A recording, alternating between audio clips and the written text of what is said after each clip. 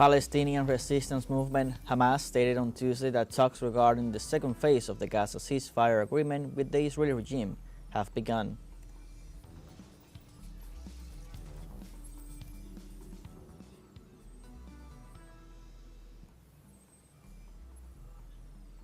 The first U.S. military flight carrying immigrants deported to the illegal Guantánamo Bay naval base took off Tuesday, marking the beginning of a controversial move by the Trump administration.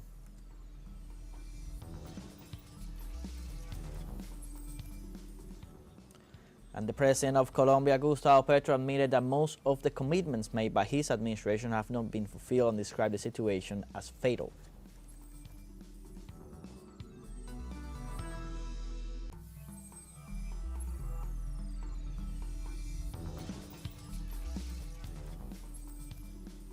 Hello, welcome from the South. I'm Luis Alberto Matos from teleSUR Studios in Havana, Cuba. We begin with the news.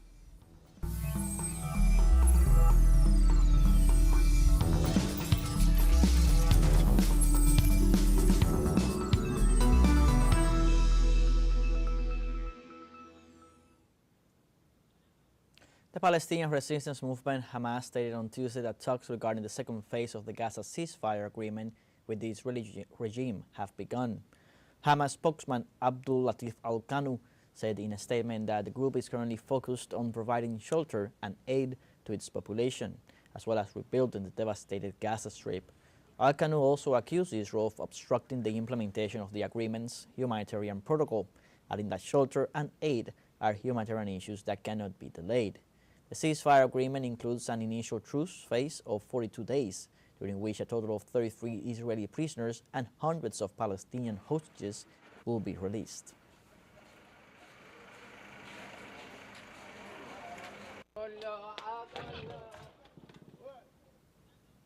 In violation of Palestinian sovereignty, President Donald Trump affirmed that the United States will seize the Gaza Strip in order to rebuild it, and its inhabitants will be displaced to neighboring countries. At a press conference with Israeli war criminal and Prime Minister Benjamin Netanyahu, Donald Trump announced that the United States would assume a long-term ownership position over the Palestinian enclave. He also said that after a general demolition, he would rebuild the Gaza Strip to create economic development and jobs. His words, which flagrantly ignore Palestinian sovereignty and the right of this nation to have an independent state on its own territories, were applauded by Netanyahu, who stated that such a decision can change history. The U.S. will take over the Gaza Strip, and we will do a job with it, too. We'll own it and be responsible for dismantling all of the dangerous unexploded bombs and other weapons on the site, level the site and get rid of the destroyed buildings, level it out, create an economic development that will supply unlimited numbers of jobs and housing for the people of the area. Tribulations. He has a different idea. And I think it's worth paying attention to this. We're talking about it. He's exploring it with his people, with his staff. I think it's something that could change history. And it's worthwhile really pursuing this avenue. I think peace between Israel and Saudi Arabia is not only feasible, I think it's going to happen. I think if we had another half a year in your first term, it would have already happened. True. Many, many more. President Donald Trump decreed the withdrawal of the United States from the United Nations Relief and Works Agency for Palestine Refugees in the Near East and the UN Human Rights Council. A statement issued by the White House confirmed this. In this sense, UNRWA Communications Director Juliet Tuma recently warned about the increasing difficulties the organization faces in paying staff salaries due to the reduction of U.S. aid. UNRWA, established in 1949, is responsible for assisting approximately 5.9 million Palestinian refugees. This agency provides essential services in areas such as Gaza, the West Bank, and in several neighboring countries, a crucial role in the welfare of the population.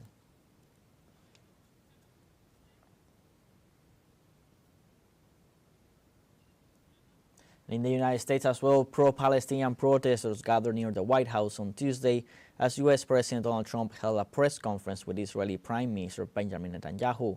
Protesters marched chanting slogans and carrying posters expressing their support for the Palestinian people, while condemning the Prime Minister's presence in the U.S. During the press conference, Trump stated that the Palestinians should be relocated from the Gaza Strip so that the United States can take control of the territory. In response to these statements, demonstrators expressed that there is no resettlement or transfer for the people of Gaza and that the only solution is for all Palestinians to return to the enclave.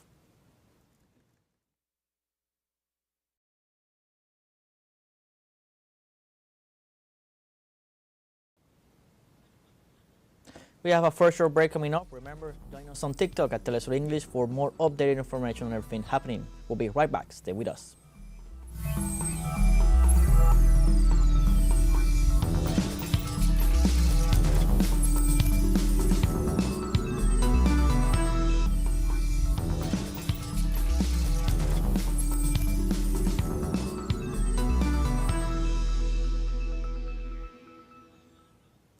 Welcome back. The first U.S. military flight carrying immigrants deported to the illegal Guantánamo naval base took off Tuesday, marking the beginning of a controversial move by the Trump administration. The facility, historically used to detain terrorists and suspects, will now be used as an immigration detention center. In statements to Fox News, White House spokeswoman Caroline Leavitt affirmed that the U.S. will not be allowed to be a dumping ground for illegal criminals from nations around the world. President Donald Trump defended the move, assuring that the base has the capacity to hold up to 30,000 migrants. Cuba recently rejected Trump's announcement decision to use the Guantánamo naval base to incarcerate tens of thousands of migrants he has proposed to forcibly expel.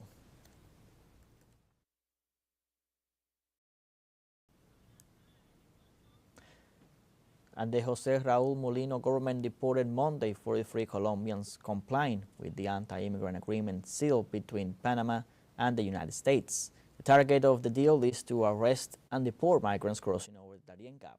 Earlier, Colombian President Gustavo Petro had requested to suspend for a while deportation flights to set a humanitarian protocol. Likewise, Petro had proposed to arrange charter flights for migrants, noting they won't receive them in handcuffs like criminals.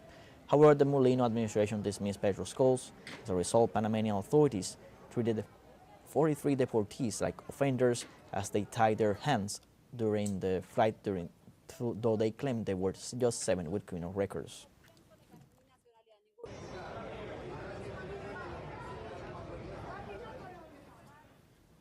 And in Mexico, at least 7 people have died and 14 others remain injured after a riot broke out at a social reinsertion center of the state of Tabasco in the city of Villahermosa. The state attorney general's office reported death after entering the penitentiary center around 12:30 p.m. local time, once the riot was under control.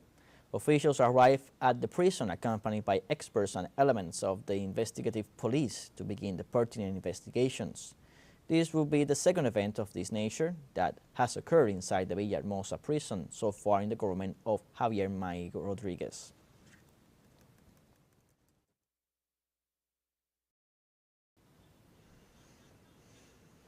And the Brazilian state of Rio Grande do Sul has recorded the highest temperature since 1912. According to weather authorities, the temperature in the country's southern region reached 43.8 degrees Celsius, a record high in 115 years.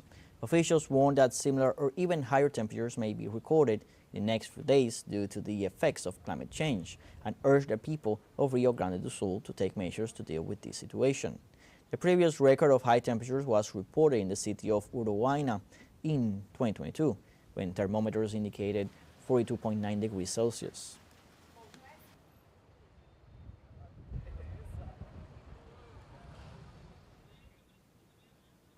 Thousands of people were leaving the Greek island of Santorini by sea and air for a third day on Tuesday as an unprecedented series of earthquakes shook the island.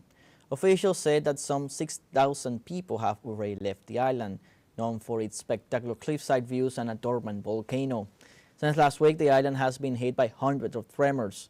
A 4.9 magnitude quake hit early on Tuesday morning amid other smaller tremors. No injuries or damage were reported on Santorini and the neighboring islands of Anafi, Ios, and Amorgos, which have also been affected by the seismic activity. Experts say the region has not experienced seismic activity on this scale in recent history and do not know how long it would last.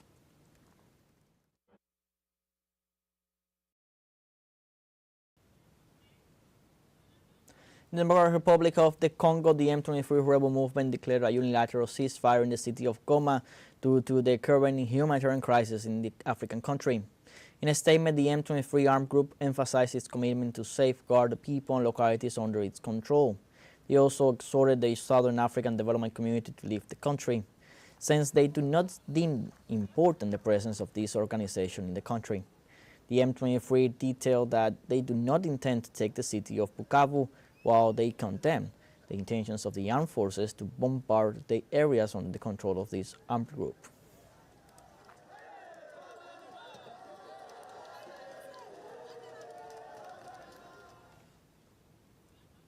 Meanwhile, citizens call on the Congolese government not to trust the ceasefire, as they say is a strategy to gain strength before continuing on the offensive.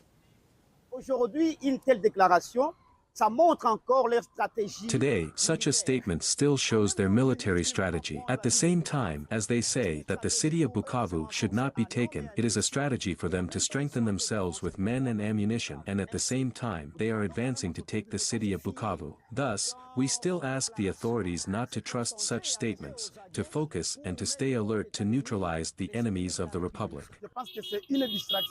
I think it's a total distraction, and the Congolese government should not take it into account, because every time the M23 AFC solicits for its sole effect, a while later, we find that it was a way to distract the Congolese government, and sometime later, the M23 AFC reclaims many villages and advances further.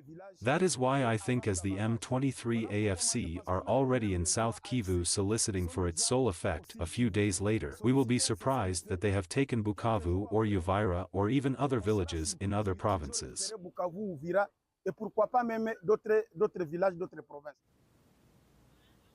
The M23 move comes in response to different reports of the social crisis in the city of Goma due to the violence between armed groups. Health authorities say that hospitals are overburdened with trauma patients. They also warn that they are facing a humanitarian crisis as food and medical supplies are having difficulty reaching the conflict zone.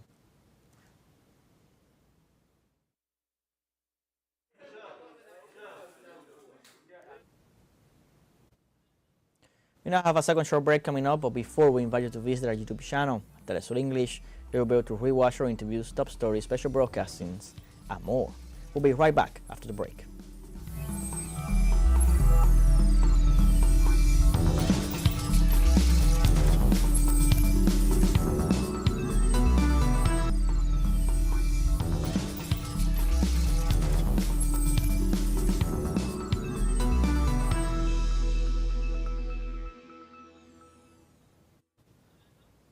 Welcome back. The President of Colombia, Gustavo Petro, admitted that most of the commitments made by his administration have not been fulfilled and described the situation as fatal. During his speech, President Petro expressed his frustration with the lack of execution within his own government, assuring that the report of non-compliance is fatal since out of 195 commitments, 146 were not fulfilled. On several occasions, he insisted on the need to transform the governmental apparatus to achieve the changes promised in his political agenda. In this sense, Petro pointed out that many of his proposals face bureaucratic obstacles and lack of will within the state institutions themselves.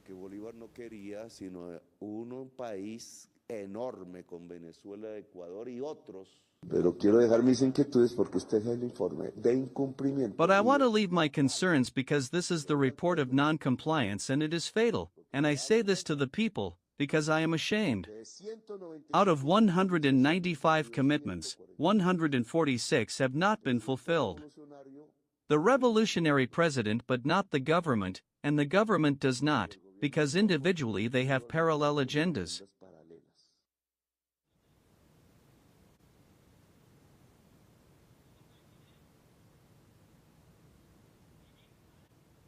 On February 5, 1971, the Frente Amplio was born in Uruguay, thus consolidating the greatest journey of the left-wing forces in that South American country. In a historic session presided over by Senator Selmar Michelini, the founding act of the Frente Amplio was held in the Salón de los Pasos Perdidos of the Legislative Palace.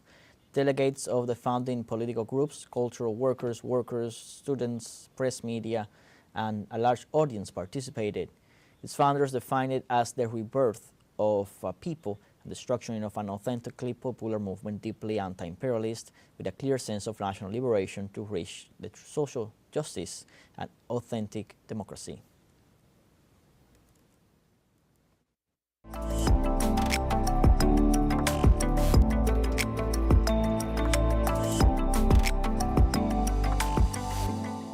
A new museum dedicated to the modernist painter Alphonse Mucha will be inaugurated in Prague, Czech Republic, under the premise of Art for All. Starting February 24th, more than 100 works from the celebrated artist's family collection of paintings, lithographs and sketches, including his masterpiece of the Slavic epic, after having been in storage for decades, will be on display. Mucha became famous for his floral posters, in particular of the French actress Sarah Bernhardt, which he made while living in Paris. Nevertheless, for 18 years, he devoted himself mainly to works depicting moments of history and mythology of Slavic peoples.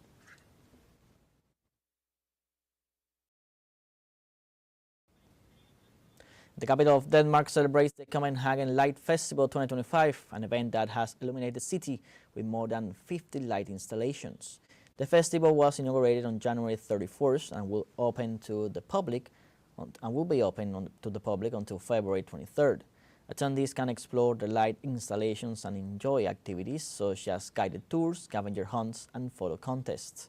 This edition will also include the Race of Light, which will kick off the winter school vacations. So it is expected that the activity scheduled for February 9th will be attended by more than 1,000 people. This year, the festival gained further international recognition, reaching for the first time 55 million mentions on social media as the largest outdoor light art exhibition in Europe.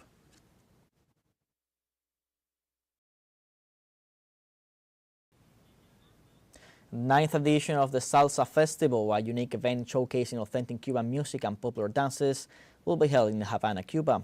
This cultural event, one of the most awaited on the island, will be held from February 19th to the 23rd at the Havana Club 500 and will feature the participation of outstanding performers and orchestras such as Alberto Alvarez y su Son, Santiago Septet, and Los Bambam. In addition, the festival will include DJ sessions and dance classes, offering attendees the opportunity to learn from renowned Cuban dancers. This edition will also feature international artists such as Brunella Torpoco and Daniela Darcourt, both from Peru.